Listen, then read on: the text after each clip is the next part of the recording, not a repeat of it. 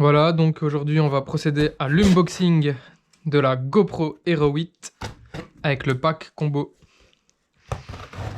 Voilà, donc c'était un pack qui était en promo au Black Friday pour 379 €. Donc voilà. Donc il y a ça. Ça c'est...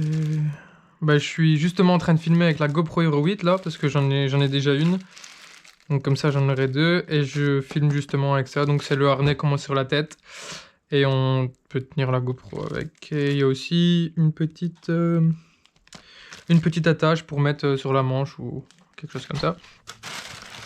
Ensuite il y a une batterie, donc compatible Hero 8, Hero 7 Black, Hero 6 Black.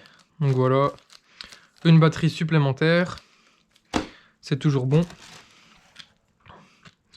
Là on a une carte mémoire, donc micro SD avec son adaptateur 64 Go, une SanDisk. Donc ça c'est vraiment les bonnes cartes mémoire qui sont conseillées avec la GoPro. Donc c'est bien une U3, je sais pas si vous voyez. Ça c'est conseillé de prendre une U3 parce que comme la GoPro elle filme en 4K, comme on peut voir ici, les images seront beaucoup plus facilement transmises avec une meilleure qualité et aussi beaucoup plus fluide avec une carte mémoire U3. Donc c'est les normes, c'est souvent un peu plus cher, mais bon, vaut mieux prendre ça. Je sais qu'en général, une 128 Go en U3, ça coûte même pas 30 €. Donc vaut mieux privilégier ça pour une meilleure qualité. Alors là, c'est le tripod. Mini extension pole plus tripod. Bah ça, c'est on va dire, ouais, le tripod, quoi. Ça peut être un trépied pour filmer si on veut faire des timelapses ou des trucs comme ça. Et en même temps une perche. Elle a 3 positions. C'est assez pratique. Ça aussi c'est dans le pack. Et là, la GoPro Hero 8 Black. Voilà, donc on va déballer maintenant les petits accessoires pour vous montrer. Voilà, ça c'est ce que je disais. La petite pince. Ça peut se mettre sous la manche ou sur une casquette. Enfin voilà, vous avez compris quoi. Ça c'est le harnais pour le crâne. Avec l'attache.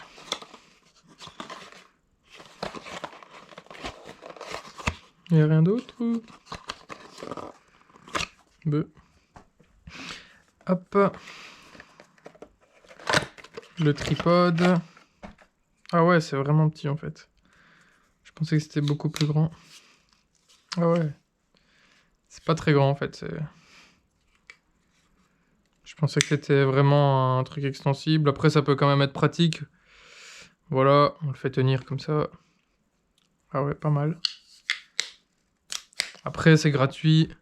C'est ça de prix, c'est dans le pack. On va pas se plaindre. C'est vrai que l'offre était quand même pas mal.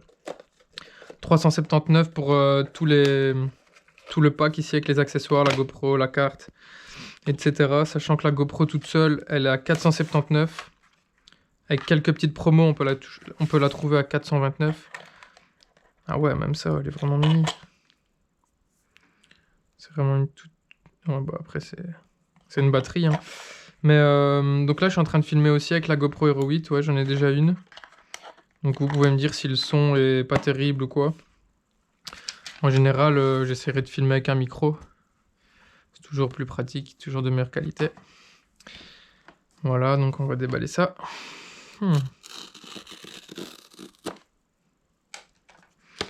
Les mythiques boîtes de la GoPro. Après, ce qui change de la GoPro 8 par rapport à la 7, c'est plutôt l'Hyper Smooth 2.0. Comme on voit ici sur la boîte, c'est plutôt le Hyper Smooth 2.0. C'est la stabilisation quand on roule par exemple à vélo et qu'on l'attache sur le corps, sur le torse. La stabilisation boost, elle est vraiment, vraiment, vraiment impressionnante. Je vais peut-être vous mettre un extrait, parce que j'ai déjà filmé quelques séquences en VTT avec la caméra sur le torse. Je peux peut-être vous mettre un extrait. J'étais en configuration 2,7 2,7K avec 60 images par seconde. Voilà, avec un plan large, classique quoi, pour rouler en vélo, avec la GoPro sur le torse. Je vous mettrai peut-être une petite séquence là, comme ça.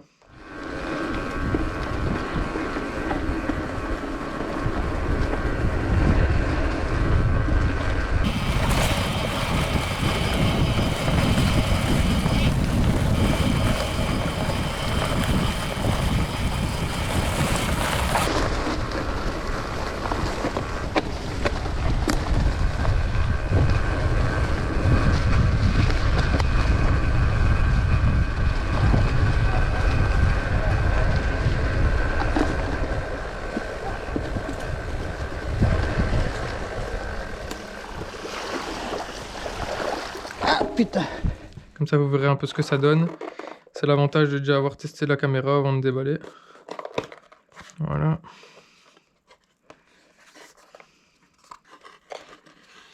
Oh, y a rien? Ah ouais. Il y a beaucoup, hein. Heureusement qu'on peut compter sur le pack parce que bon, ils ont été un peu radins là sur ce coup-là. Une simple fixation 3M, c'est la courbée en plus, même pas la plate. Donc ils auraient pu mettre plusieurs fixations quand même. Donc là on a la même batterie. Ouais, je l'ai mis où? Ouais, je l'ai mis là. C'est la même batterie. Comme ça fait une batterie en plus. Après, la batterie, elle dure en moyenne 1 heure si on filme bien. Elle dure 1 heure, donc voilà. Dedans, il n'y a pas de carte mémoire comprise, donc c'est bien qu'il y ait la carte mémoire là. Après, ça, c'est un câble USB-C. Ils ont même pas mis l'adaptateur USB-C, USB vers la prise pour la recharger.